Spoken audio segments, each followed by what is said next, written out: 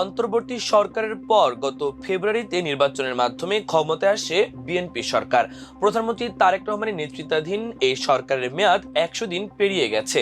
তবে অন্তর্বর্তী সরকারের আমলে বাংলাদেশের সঙ্গে ভারতের যেমন সম্পর্ক ছিল, সেই সম্পর্ক এখনো সেই আগের অবস্থানই আছে বলে এক প্রতিবেদনে জানিয়েছে দ্য হিন্দু।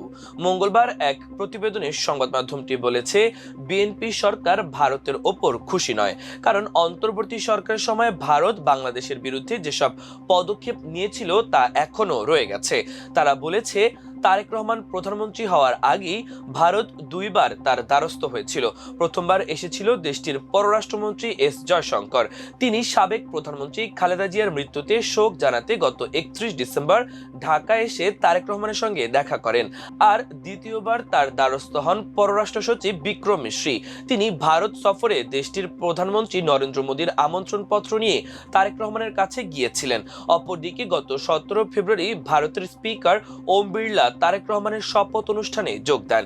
কিন্তু একটি সূত্র জানিয়েছে, এসব বিষয় বিএনপির কাছে পর্যাপ্ত মনে হয়নি।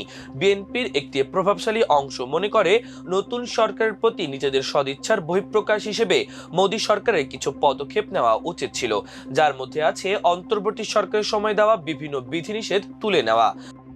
বিএনপির প্রভাবশালী অংশটির মতে, সদিচ্ছার অংশ হিসেবে ভারতের উচিত বাংলাদেশি পণ্যের জন্য ট্রান্সশিপমেন্ট পুনরায় চালু করা, ব্যবসা ও চিকিৎসা সহ সব ধরনের ভিসা পূর্ণমাত্রায় চালু করা এবং বাংলাদেশি পণ্যের ক্ষেত্রে ভারত তাদের বাজারে যেসব বিধিনিষেধ দিয়ে রেখেছে সেগুলো তুলে নেওয়া।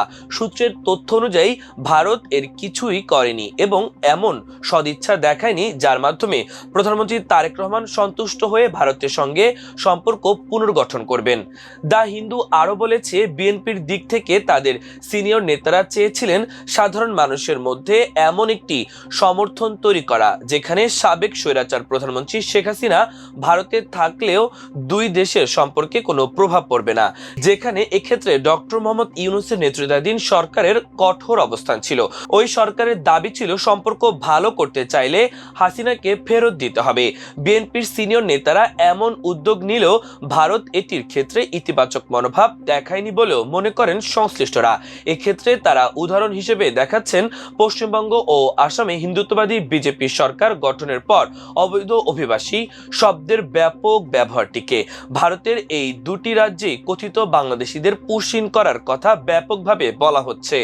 বাংলাদেশি কূটনীতিকরা বলছেন, ঢাকার এই অবৈধ অভিবাসীর মতো বিষয় নিয়ে খুব বেশি কথা বলার আগ্রহ নেই।